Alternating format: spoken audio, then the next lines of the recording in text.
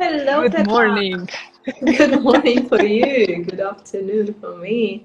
How are you? I'm really good. But before we start, I just want to show you something. Look where I am. Oh, wow. Gorgeous view. So it is morning, right? This is absolutely beautiful. Yeah, it Thank you for is sharing that with us. like this. Okay, how are you? Good, good, good. Where are you? I'm in Colorado, in Estes Park in Rocky Mountains. Hmm. Oh, I don't know what this is not holding. We actually don't have a set topic for today yet. We haven't figured anything out, and I was just thinking about it. And Petra, I'll just share what came up for me, and it's very raw still. No, we're not really getting people to join us, but you can type your question or comment if you want to share anything. So I was just reflecting on how often people stop themselves from getting what they want by already creating a story in their head about how it's not going to work out or why they don't want to take that step forward. And that often happens in relationships, like, oh, I don't want to make that first step not to seem needy, for example, right? Or whatever the explanation or justification would be. And it also happens in new projects, in business, in work context. So that's one idea I had. I don't know if you want to go with that or if you have anything else present for you. Mm. It was just literally popped into my head. Yeah, that is nice topic to think about and talk about because I think many people are in this category to just have this limiting belief around what I can do, what can I accomplish, and what is not possible for me. For example, yesterday we went, we are now here for 3 days and we were hiking for 2 days. And I was so sore yesterday in the morning. I could barely get up out of the bed. And I was thinking, because we had quite a big hike planned up, I said to my husband, I cannot walk, I cannot go. And then he said, okay, let's try, we'll do something else. And then I said to myself, okay, but we can start, we can try, and I will see how far will I go. And I was thinking to myself, I won't come like maybe 1 kilometer in up the mountain. But then I finished it. I was there and it was so amazing. And I was so proud of myself that I even tried. But if it wasn't like if I was alone, I wouldn't even go because I had this feeling, oh, everything hurts. This is not possible for me, you know? So I think that if somebody is challenging our beliefs or if somebody is challenging our those comfort zones or limiting zones, I think this is really good. So this is good why we have a coach. This is lovely. And I've seen the pictures from your hike. I mean, they were breathtaking. So that was absolutely No, worth it is it. really, really gorgeous. Yeah. Yeah. Yeah. And thank you for sharing that. I love that perspective, and it brought me to another point that something that came up also in the recent couple of days in my conversation with another friend was where would you say is that fine line between being challenged out of your comfort zone, as the case probably was yesterday with you and your husband, and pushing yourself and ignoring the signals of your body? For example, I was talking to a friend about it in the context of me previously being so, almost mind above body kind of thinking too much in my head and saying, I can make my body do what needs to happen. I've always been into sports and so on. So it doesn't matter if I'm half dead, I drag myself out and I will perform. There was that. And I was so proud of it. And I was telling her how now I wouldn't necessarily do it. And as you were talking about the hike, I remembered myself in Peru last summer when I had this severe food poisoning and I had a beautiful hike lined up as well. And so I found myself debating internally, do I go through with it or do I listen to my body and just cancel it and stay in the room and and do that. So that was an interesting one. And I chose to stay in, and I was running fever. I was really, really unwell. And I was happy I've done it, because climbing up to 5,000 meters and doing an 8-hour hike was probably not what I needed. But, it's really sometimes a fine line. Where do you not fall into being almost too comfortable, but also listen to your body? For me, the fine line is I check if I am tired or if there is something, if I have some illness, like you said, you had food poisoning, and I think this is a line that you don't cross. So you really listen to your body, or if you have a fever, or if the body is really telling you when to stop. I usually listen to my body. If I really don't feel okay, I stop, I rest, I regenerate myself, and then I do it the next day. But sometimes it's easier with physical stuff than it is with mental stuff. Like, I know that my body is capable of going up to that hike, even if I have a bit of sore muscles. But if I am really tired, I don't know if I am capable of doing some extra mental work, like being really creative, because when I'm tired, I just cannot think. So, but okay, this is another topic. We started with something different, like what are our comfort zones and where we need to challenge ourselves. And I think this is what we believe around what can I do. If I'm thinking about like writing a book, can I do it? Am I capable of doing it or not? And I think if we chunk it in a really small pieces, like if we chain it in really small pieces, and we have somebody that is like coaching us and asking us, okay, have you at least write 500 words today or not? Yeah. Then you don't forget about it. And when you start doing something small, like every day, getting into habit of maybe writing, if we are now in this book comparison, you will get there, but if you think about, okay, I need to write, I don't know, 400 pages book, then it's, whoa, this is too overwhelming. Big for me. Yeah. I think a lot of people, in the context of what I was talking about in the very beginning of this conversation, is really starting it, or even allowing yourself the thought that whatever it is that you want might be possible or available to you. In the example of the book, I'm sure there are so many people out there who wouldn't even conceive of idea of writing a book, because it's like, oh, it's something other people do, right? It's not what I do. And they may not even be aware about the belief behind it, or they have this thought that, well, who am I to write a book, right? So I think there are a lot of people who just stop even before that. Do you find that with clients that sometimes it's helpful to actually discover what it is that they want and help them see the possibility? Yes, of course.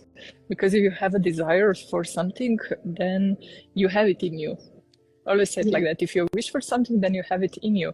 So we just need to figure out the ways that will work for you, that you get there. So, and also being able to dream. So I usually start with my new clients with some kind of a vision letter. So what do you vision for yourself if there is anything possible in 1 year? And we go through really detailed version of this vision. And sometimes you have these dreams that you think they're too big, like you said. But when you write it down and you go all by yourself, or better with a coach, because they know how to guide you through the process, how to get there, you see it's manageable. Okay, it's not manageable for me to play, I don't know, basketball and be 10 centimeters taller, but regards of like doing something or reaching some higher limits in my life, I think this is possible. Because if you look at it, we have 24 hours per day, and we gave only X amount of time we put into some kind of creating our dreams, our visions, and the rest of the time we're just doing something that we like. Yeah. And if we would put maybe 10% more of our time into our vision, if it's something that it's tangible, that we can really see, then I think it works out in the end. Maybe not the way that we thought it's gonna work out. Maybe it's totally different, but as I saw, we get to that end point, and it's usually something that is really good for us. Sometimes we think this is good for me, but in the end, we see that what we thought it's going to be good for us wasn't something that was meant for us. You know what? I'm just. I'm curious to almost challenge something you said earlier about not being able to become a basketball player.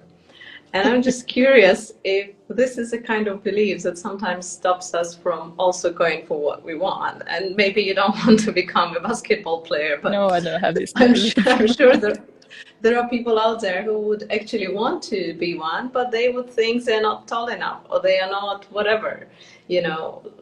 Especially as we get older, often people tell themselves, oh, well, I can't do it because I'm too old for that, right?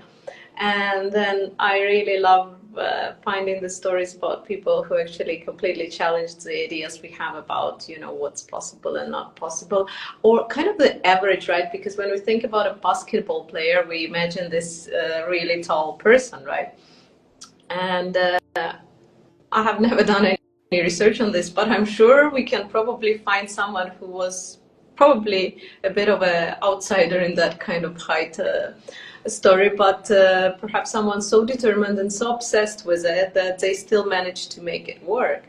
Or I think I spoke about it, but I was just so inspired by this lady at the Olympics who was in her first Olympics at the age of 58. Yet, when we think about professional athletes who make it to Olympics, we think of people in their 20s, normally 30s max, right? And then someone just doesn't buy into this story, and she's like, "Okay, I'm 58, I'm going." And I really love that when people just go for what they want and they just don't care about what's a belief or what's a story. Yeah, you can say it like that. I meant like being an NBA professional player. Like I couldn't be you have certain rules and you cannot go over them. You can play with them, but I can play like. But yeah, you know, there are some certain rules that Yeah. you cannot bend. Yeah, no. But Yeah, otherwise, those beliefs are, yeah, I think if you wish for something, just challenge it and find a way.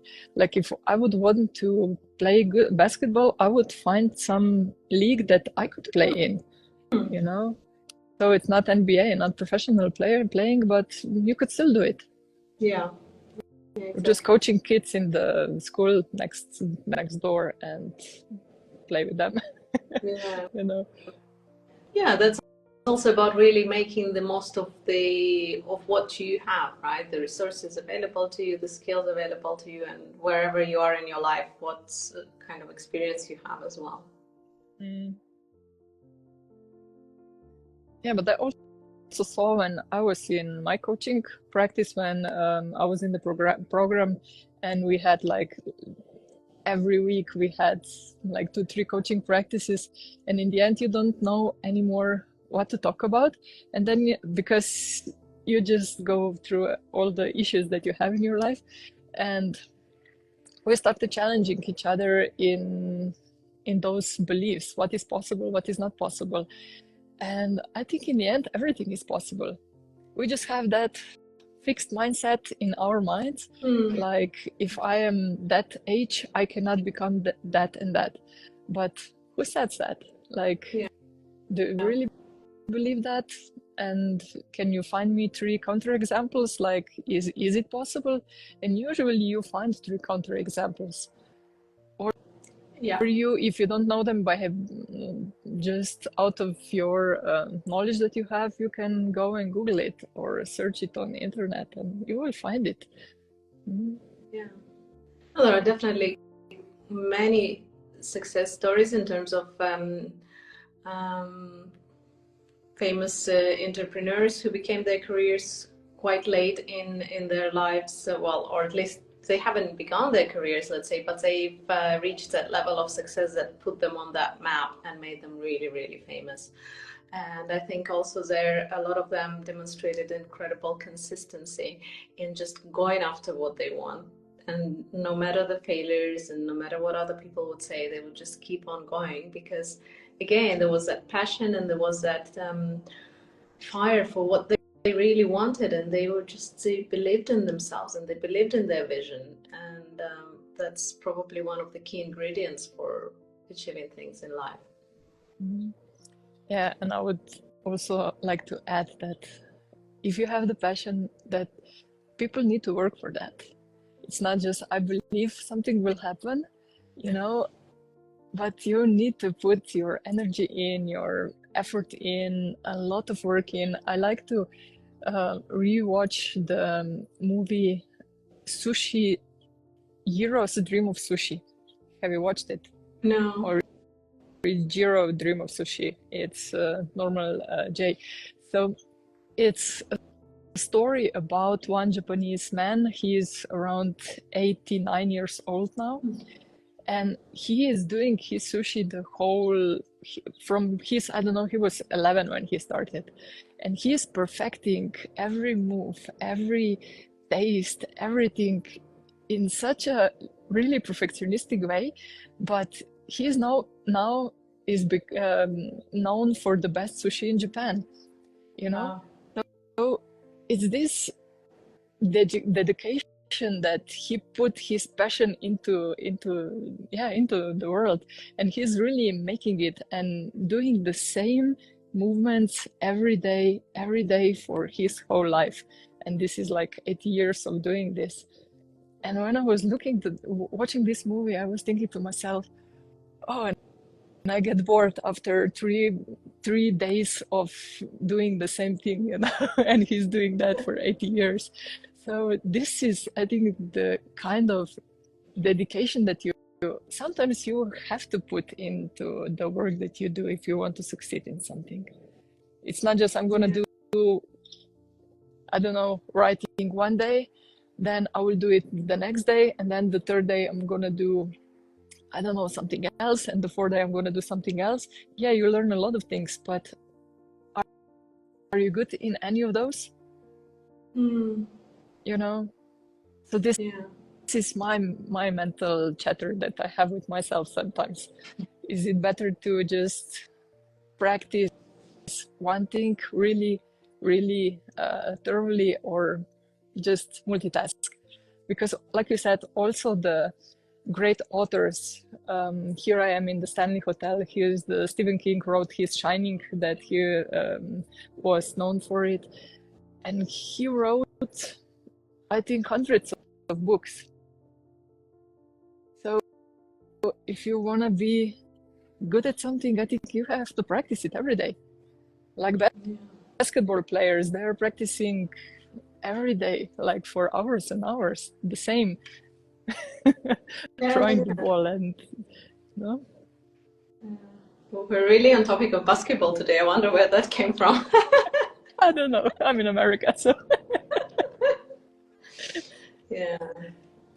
I don't remember who said that, but someone, I think it was one of the basketball players, and when they were someone commented that, oh, you're just so lucky, and he said, yeah, the more I practice, the luckier I become, and that's exactly what it is, right?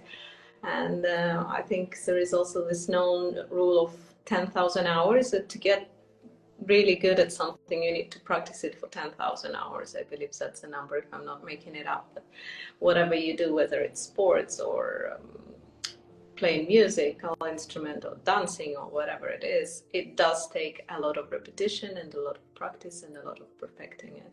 So yeah, I think as everything, it's about balance, it's, Mhm. yeah, you want to try different things as well in life, but at the same time, if you just try a bit of everything, you never get to the level of competence where you can really, really enjoy it, and be better at it and create perhaps some things that would be valuable also to other people. Yeah, and also you don't get to know yourself. What are you capable of? Yeah, You don't that's very get results if you do something for 1 month and then you go to the other thing for 1 month. You don't know what results can you achieve if you stick to one thing for, I don't know, 6 months or 1 year. I saw that okay. with myself when I was doing all these different marketing strategies, and I started with one and I stick to it like 2 weeks and it wasn't working. And I said, okay, this is not working. I'm going to try something else. But in the end, I realized, okay, I'm just doing too much stuff. Maybe this Hmm. strategy would be working if I would stick to it for at least 2 months, not quit after 2 weeks, because results doesn't come like instantly. Do you feel that we're becoming a little bit impatient generally as people, right? Yeah. We want instant gratification, we want results, Mhm. and that comes in everything, in businesses, in relationships, and even in sports. I notice this as well. People just play for a little bit, they practice a bit, and they want to be moving on to the next level, and but I feel like it's really affecting our lives across all the areas. Yeah. I think those instant things, they just don't work. No. No. And I think it's if you put some effort into something that you are doing, and when you go through hard times, when you go through all this mental discomfort, but you stick to it and you go through it and you come then to the some end goal, why you were doing this. I think this is the reward itself. That's very true. And then you also see the results of it. But just this, that you are able to stick with your mental discomfort or bodily discomfort, and you go with it and you say, okay, this is just something that I feel now. It's not going to stick forever. It's not going to feel forever. And you see then afterwards, oh, I accomplished this. I get through What this. It's a little win. And I think it's also good for self-esteem because you see that you're capable of. What about the activities that do not have, let's say, an end goal, right? It's not something that you can accomplish. For example, you are in a relationship and it goes through a rough patch. How do you assess that? Or you are learning to play a musical instrument, or you're learning to play basketball. Yeah, if you don't have an end goal, then it's just enjoyment. And I think also if you're playing basketball or if you're playing any other sports, if you're, I don't know, in a match like basketball, you cannot play for yourself. So it can be that match that I'm playing that I'm gonna excel through it, or I'm just gonna push through it if I don't feel okay. But in the end, it ends somewhere. Okay, in a relationship, if you have some different stages of relationship, you can go to a therapist, you can talk it through, you can try to sprinkle it with a little bit of different, I don't know, love techniques or something, or and you can see if it's working or not. But I think the whole life is like up and down. It's a little bit up, it's a little bit down, and but when you go through it, you are then, at least I can say for myself, I'm really grateful that I did some things that I didn't give up, you know? Yeah, exactly. So when we are at that lower point, it's often worth just pushing through and getting whatever help is available and required, perhaps, to get out of it and go again to the peak of that curve, because it's never a straight line. It's a bit of a, and hopefully it goes a little bit up still eventually, like the direction, the overall trend is upwards. Yeah, and here is also our belief system. If we look at the world positive, not like this toxic positivity that everything needs to be happy and joyful and just smiling and dancing, but that I will always find a way. Yeah. I will always find a way. And even if I'm in a really bad situation, I know for myself that I will always find a way. And this kind of belief in yourself that you can do it no matter what life throws at you, I think this is the good approach. This is this Viktor Frankl approach that you always find a way, that you believe in, I don't know, the universe, yourself, that you can do it one way or another. Yeah, I love that. Yeah. Oh, it's a beautiful ending point perhaps for our today's discussion, unless there is anything else you wanted to share with us. Yeah, I just remembered I was learning about some psychological theories, and I came up to one video of Susan Johnson.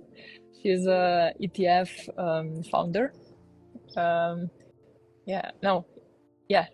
I think it's ETF.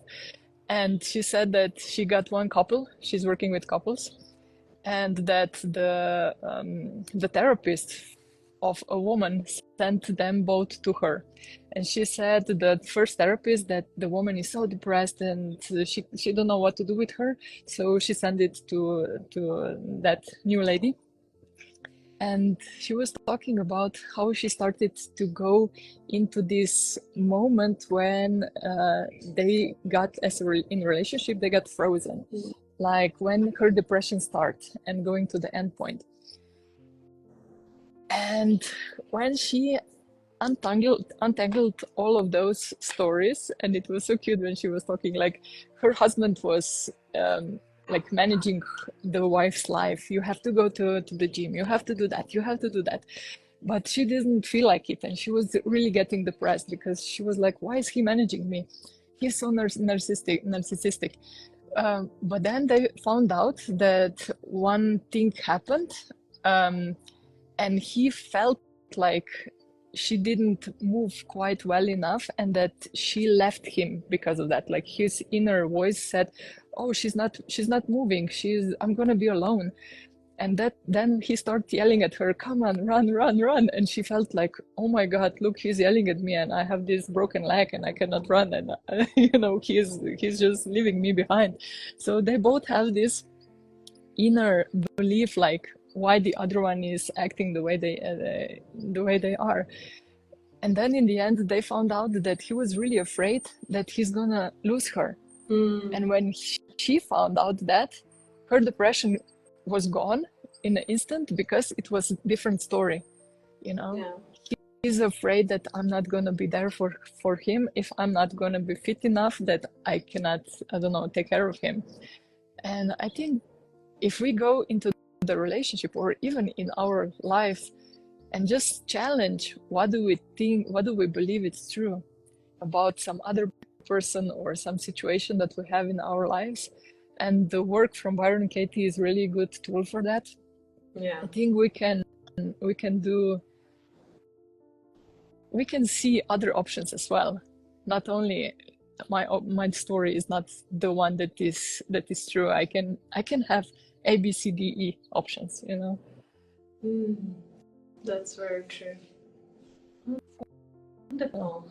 Yeah. Do you have anything to add? I think I was just talking today the whole time. No. I think I feel complete for today. Thank you everyone for watching us, and we'll be back next Monday. We will confirm the timing, and stay tuned. As always, share your questions, comments, ideas with us. We really appreciate you. And have a lovely day, Petra. Yeah, you too. Have a lovely evening. Bye-bye. Bye-bye.